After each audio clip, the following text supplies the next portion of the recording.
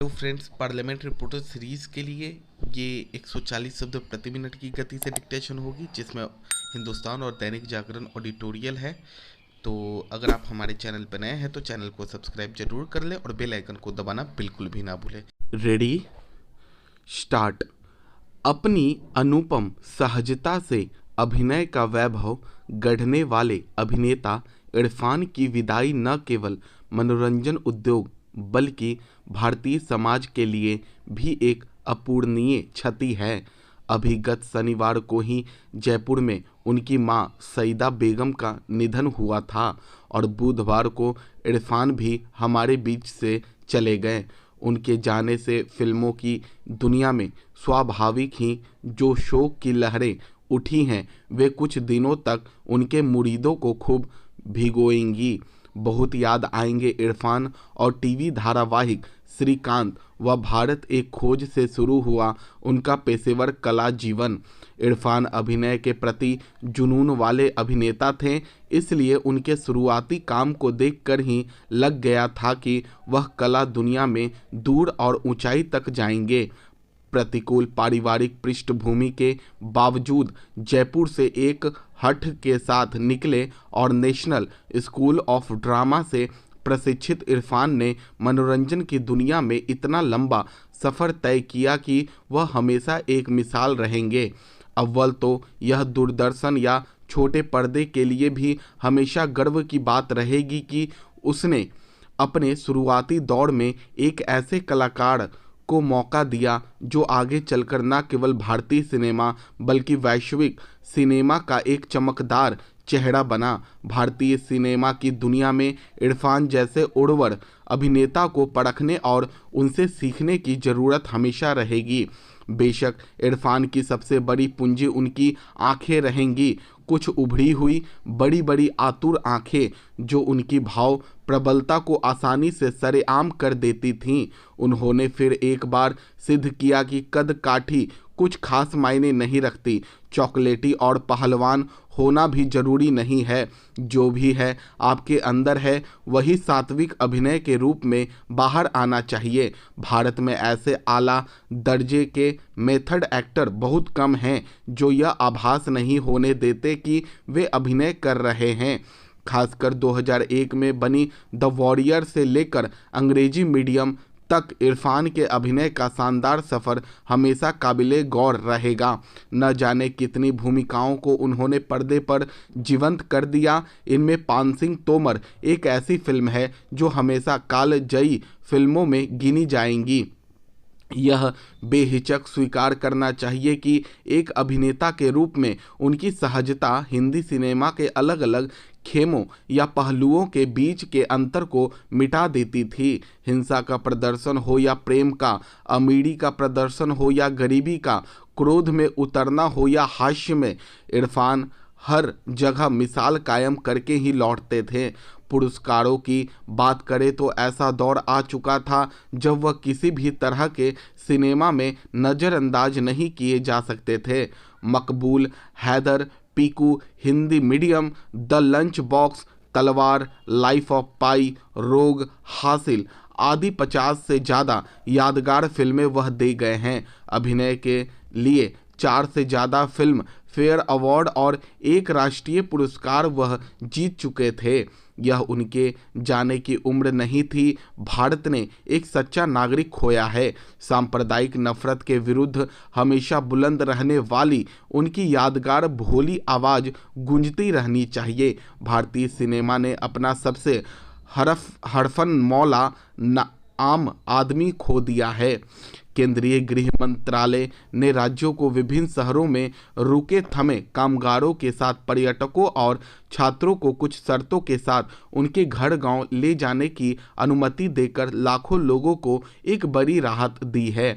ऐसे किसी फैसले की प्रतीक्षा ही की जा रही थी क्योंकि कई जगह कामगार बेचैन हो रहे थे और कहीं कहीं तो वे यह मांग भी कर रहे थे कि उन्हें उनके घर गांव जाने दिया जाए।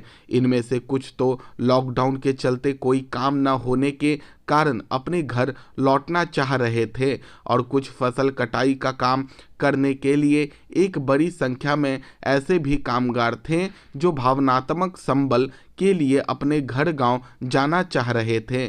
चूंकि कुछ राज्यों ने अपने यहाँ के मजदूरों छात्रों को लाना शुरू कर दिया था, इसलिए दूसरे राज्यों पर भी ऐसा ही करने के लिए दबाव पड़ रहा था। हालांकि केंद्रीय गृह मंत्रालय ने कामगारों छात्रों आदि को लाने ले जाने के मामले में राज्य सरकारों को कुछ मानकों का पालन करने को कहा है, लेकिन उसे इस पर निगाह रखनी चाहिए कि इन मानकों का पालन वास्तव में हो।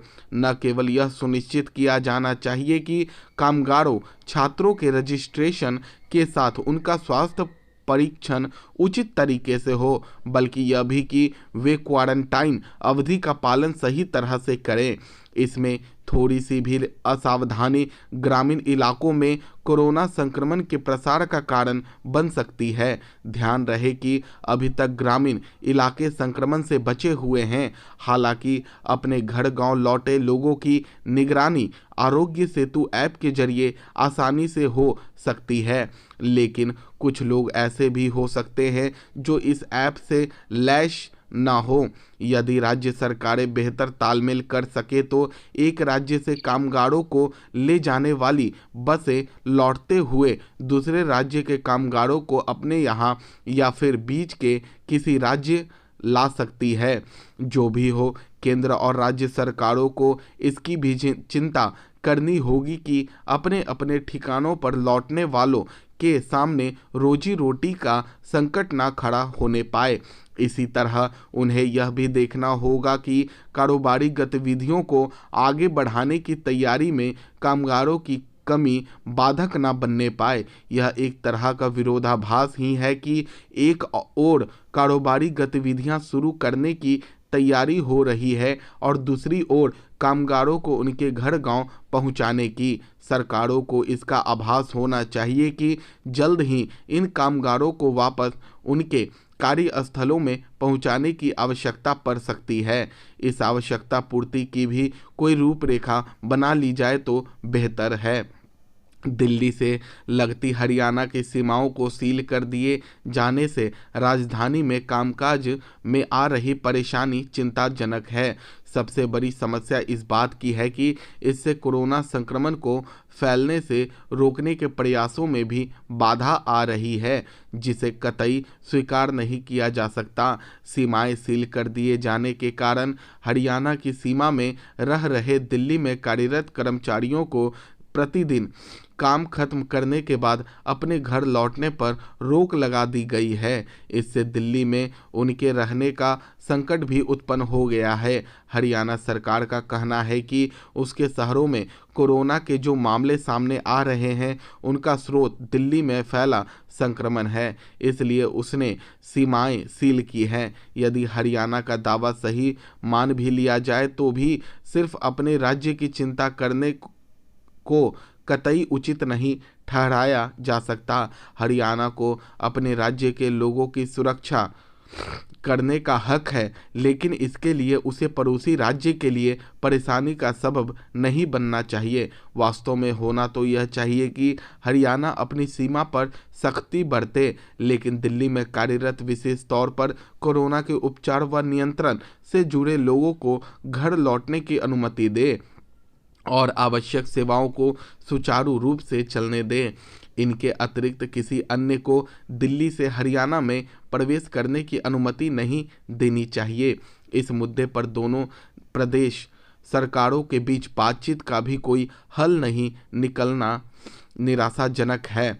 कोरोना संकट के बीच पड़ोसी राज्यों के बीच आपस में इस तरह का गतिरोध उचित नहीं है। दोनों को शीघ्र इस मसले पर का सौहार्दपूर्ण तरीके से हल निकालना चाहिए, ताकि हरियाणा के निवासी भी सुरक्षित रहें और दिल्ली में कोरोना से जंग में कोई बाधा भी न आने पाए।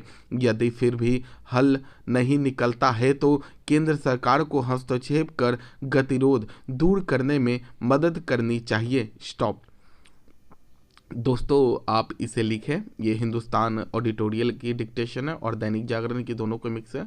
आपको ये वीडियो अच्छा लगे तो लाइक ज़रूर करें और कमेंट करना बिल्कुल भी ना भूलें। तो चलिए फ्रेंड्स, मिलते हैं नेक्स्ट वीडियो में, तब तक के लिए बाय बाय।